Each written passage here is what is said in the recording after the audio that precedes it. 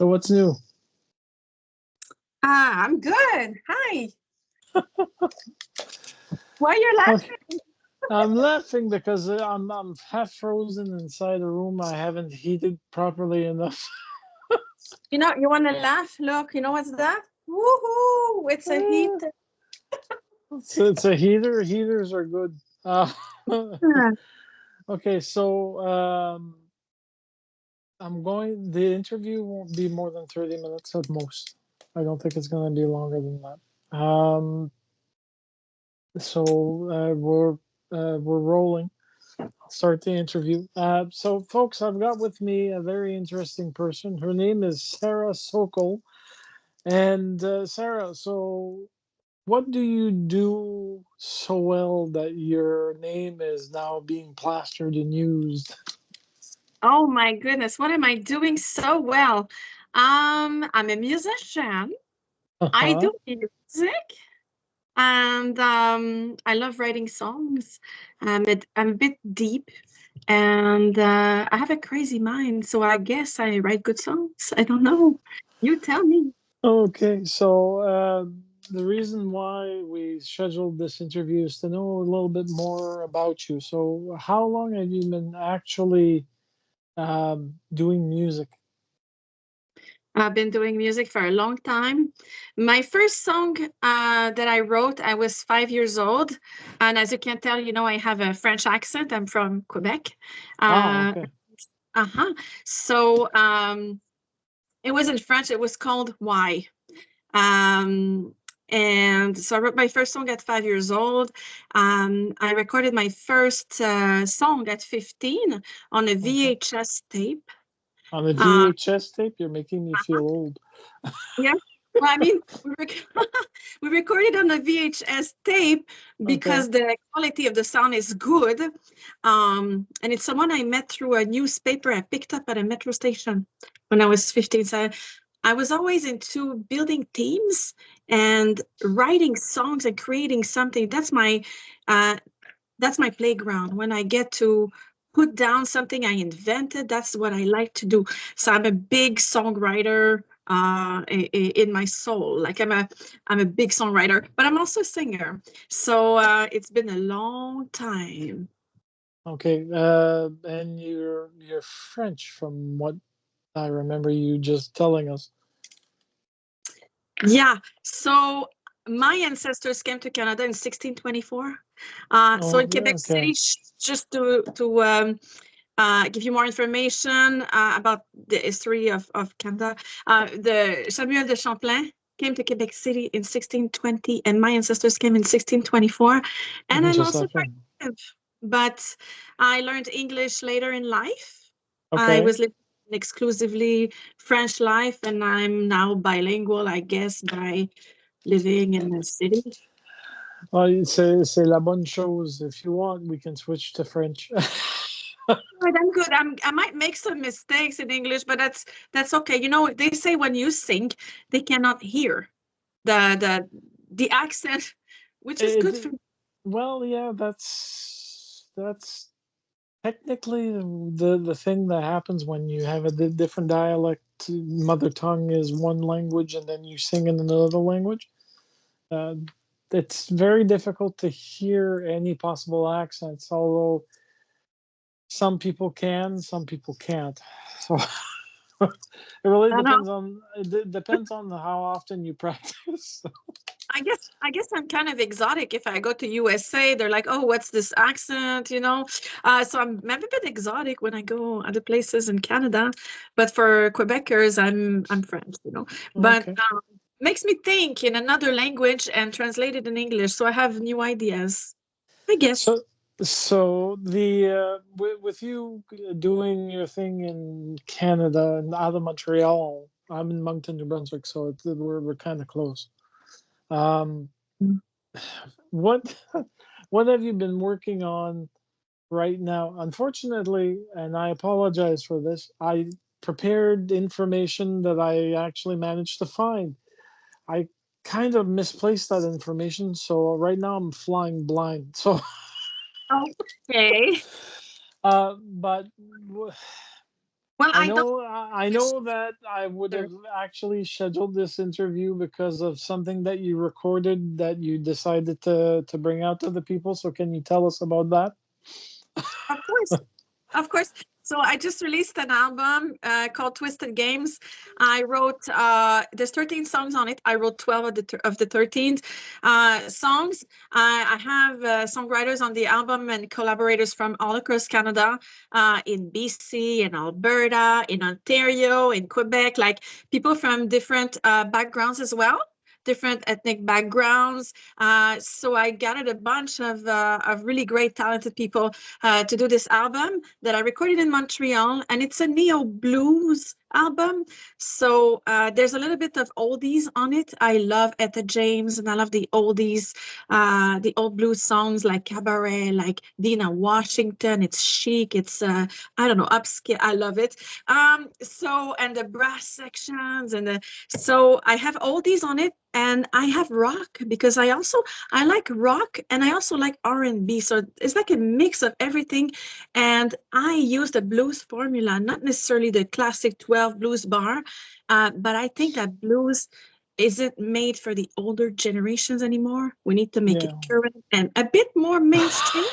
So, that's what I would like to do. And that's the album Twisted Games. And it's also about uh, it's about truths because we're not always happy and we're not always pretty and life isn't always pretty, and Twisted Games is about that. So the Twisted Games album, folks, was released on October 24th, 2024. It was actually well coveted by people that actually saw the album, listened to it. The reviews were excellent based on what I remember from my research. It's 13 songs, which means a good hour of listening. But if you're like me, you'll be putting it on repeat and listening to it 3 times in a row.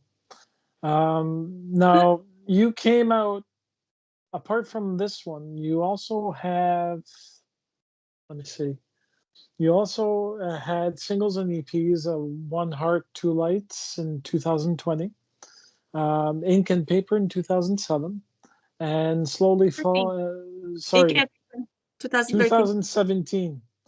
Well, 2017 year. So, but Falling Slowly was in 2014. Yeah. So, what brought you to the blues side of the force?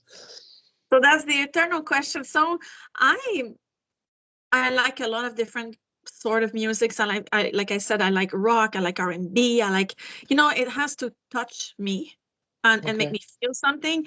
Uh, and I started a little bit like in the pop world, but I don't like the word pop because pop is really subjective, popular. could be anything. So I started by doing ballads. One of them was called Ink and Paper. So I released Ink and Paper, and I got the Factor grant. And I was like, oh, this is good. I think I'm going to write in English. So I continued my journey and just grew as a person. And in my journey, I don't know, I started to listen to blues. I got a bit angry. I got a bit, well, I got a bit upset. I think I was really sweet. And I went, I went and listened to the women of the blues, and there's so much attitude, and I was like, okay, now I want to do that. So I met with my producer Mark, and I decided to do a blues album because I was angry, and there was always something I liked about the blues. It's raw, and I'm expressive, and I like what's raw, and I really I don't know, I have so much fun doing blues. I think I'm a blues girl now. Well, the blues is multicolored, especially with the recent what I'll say 10 to 15 years. I've seen it change where it's less on the traditional blues side of things and it's more on the, I don't want to say pop. So it's kind of pop blues is basically what it's become because there's artists that started off entirely blues. Their acts were tailored based on what they had. There's a group out of cripes. Are they out of Ontario? I think they are. They were known as the Harpoonist and the Axe Murderer, Mm. but now it seems that I think they've split. And the Harpoonist is basically somebody who just plays harmonica and sings. He writes his own songs, but a lot of his songs now, compared to when he was in the duo, is more slightly mainstream. But you It's, know, blues is everywhere. You listen to it's pretty R&B, John much. Mayer. Like, there's a lot of pop songs that have blues elements. To me, blues is like there's soul, and then there's soul music. I don't know. So you know what I mean? Blues is a little bit everywhere, and there's people like Joe Bonamassa that are like really rock. Um, It's kind of slightly heavy metal, like not too much, but it's very rock. So there's a wave of neo blues, and I think it's really interesting and exciting actually, because the old stuff, blues is only like 12 blues bar, it's repetitive, so it's pretty hard to much. create, like, it's called innovation, blues innovation. Pretty much. That's a better way of putting it. So, when did you start working on the Twisted Games album? We started during COVID. It took 3 years of my life. Uh, yes, yes. So during COVID, I did this camp with this producer from Toronto, Okay. Rob Wells. And it was with the Canadian Songwriters Association, the SAC song. And we started writing songs, and I was like, oh, this is good. And I wanted to do a blues album. So it really started there when I started the songwriting. It takes time to write 13 songs, but then there's the development of the 13 songs. And because we had such tight rules in Quebec, we had to go one at a time. It was two people in the studio. Everything was closed. We had curfew. Okay. So it took forever because I had to have to get tracks for guitars and drums, and then we had to put it in the mix. And by the way, I did additional, what did he called it? Additional vocal edits on the mix. So I mixed a little bit on Pro Tools and did my comp, etc. Mhm. On the album. So we were mixing together with my producer. Uh, and it took 3 years to complete. And then we all got together with a band. I built up a team, and we went in studio to record live off the floor the rest of the songs. And there was Okay. a lot of mixing and reviewing, and it's an album that's fully produced. That's not me and a guitar. It's guitar, saxophone, trumpets. Like, each song has a soul of its own, and I really Uh-huh. put efforts into making this album because I know that this is my entry into the blues world, and I wanted it to be spectacular and fabulous. Do you remember the people that you decided to pull in to actually give you musical assistance with guitar and everything else?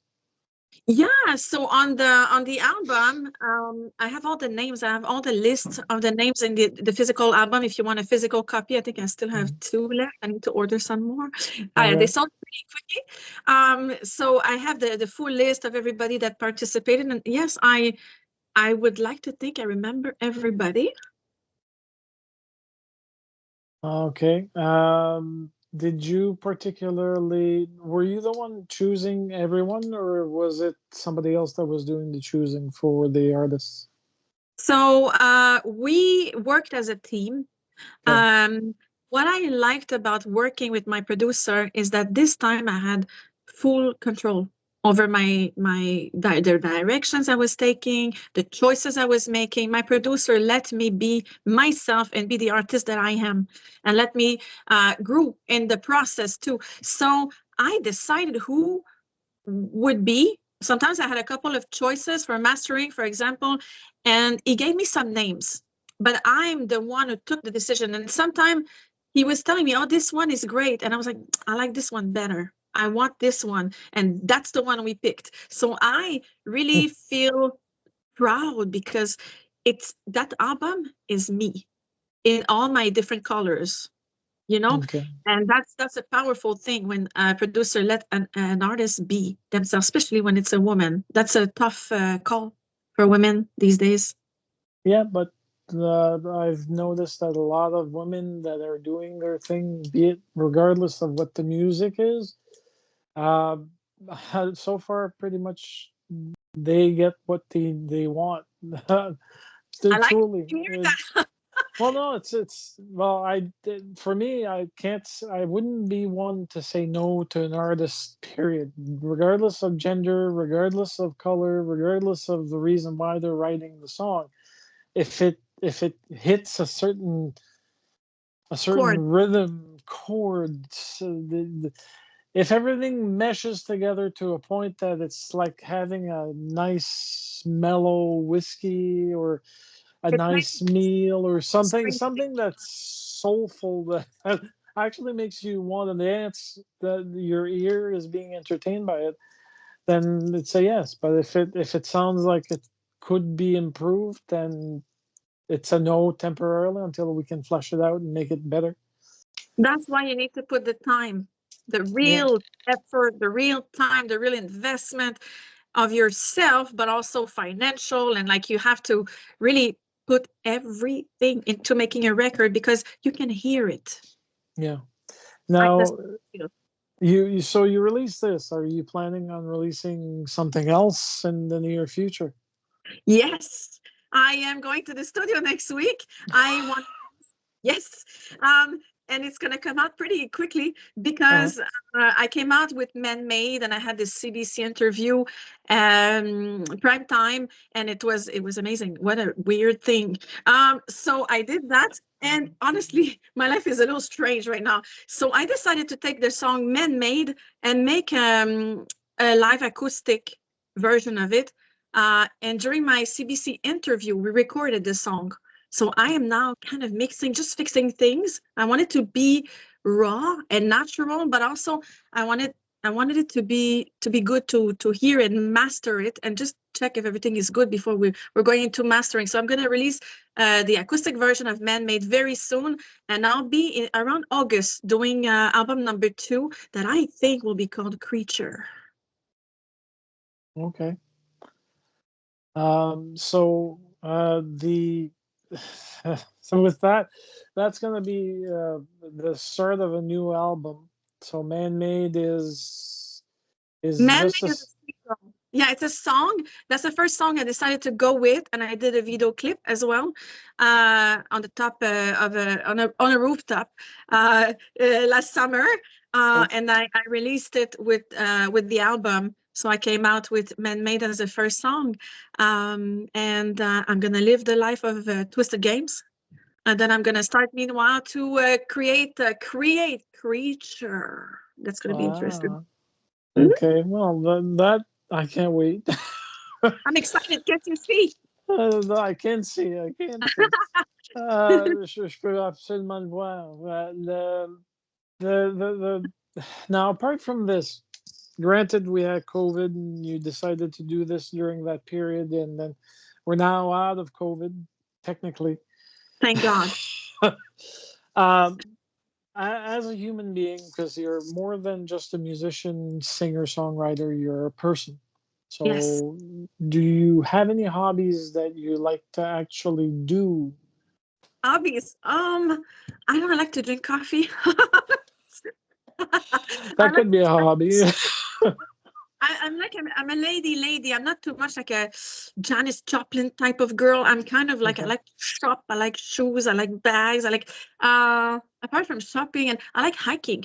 I like to go in the nature, uh, climb mountains, and just like relax. I like to be on the beach. Like I can't wait for Okay. my next vacation. I like to be on the beach. I like to travel. I like to just let go, just go to different places. I like to meet new people. I don't know if it's a hobby, what hobby I have. I do art classes as a day Okay. job. So that I guess that's a hobby. I do papier mâché, all kinds of crazy stuff with different age groups. So I do that. Did you say Um, as a day job? I like to cook. Yeah.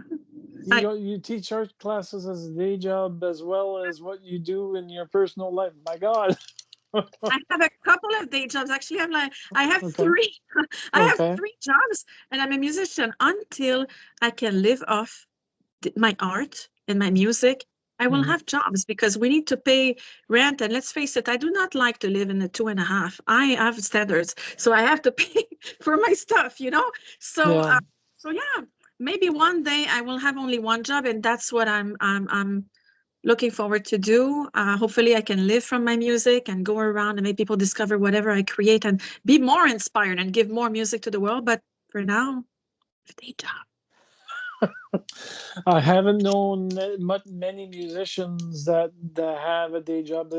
Here in Moncton, for example, there's only one person I know whose entire day is just music because he teaches music Mhm. and he's a professional music player as well. And I think he learned clarinet, the flute, and he's mostly a trombonist and a bit of trumpet. But he's with Les Païens. Mhm. Les Païens, Les Improbables, two bands that they have in Moncton that are way far out compared to some of the bands that I have in the region. They're good, but they like to travel. They like to do whatever they need to do, so that if they're called to a gig or a festival, they just pick up and go, if depending on what's available. What I like about having different day jobs is the flexibility. In anything Yeah. I do freelance bookkeeping sometimes. I have different diplomas. I am free. So I work, I make the money, I pay for what I need. Like I want to have a nice car, I want to live in a nice place, so I have to work. So, and I'm a person that's really, I have a lot of energy to give. I'm still young, I'm a new face, I'm young, I have a lot of energy, and I don't know, I'm ready for this. I can't wait to go around and tour. That would be very Oh, fun. That would be a lot of fun with my musicians. Yeah. I think it's going to be an interesting thing for you if you when and not if when you'll decide to actually go on tour, especially with the Twisted Games album being less than a year old and the man-made one, that the not the album but the single that you'll be injecting into your performances. So currently you're just around town. You're around Montreal when you're doing Not your gigs. exactly. Not We exactly. are negotiating, me and my producer, for a couple of festivals. Okay. Uh, and I can't really talk about it because you know how it is. Um, but I'm really excited. So I'm doing shows here and there. But like, keep in mind, my album came out only 3 months ago. So I've been doing a lot of interviews. My first TV interview is so new, so I'm so excited. I have a lot of energy, like I said. And it's funny because man-made is Mhm. man-made, but it's a woman singing it. Which Ooh. is, well, it's always good. I guess. So my last question, out of everything that you've done, is it's gonna be a weird one. It's Oh, okay. what's your favorite food dish? Ooh, hmm. What's my favorite? I don't know. I like food. I don't know. Wow. What's my favorite food dish? Can I give you more than one? You can if you want to. So I like sushi. The type of sushi that has salmon is raw. I don't really like meat. And so I eat fish that is raw. It's not tasty, too much tasting fish. And so if everything could be bread and cheese, that'd be wonderful. Okay. Bread and cheese. Yeah, So pretty just bread and cheese was une raclette pour Sarah. simple, like a bit of butter. Okay. So that's pretty much the interview, unless you have something that you want to inject. If we want to buy your album, I'm assuming that you have a website that we can visit to actually purchase a physical copy.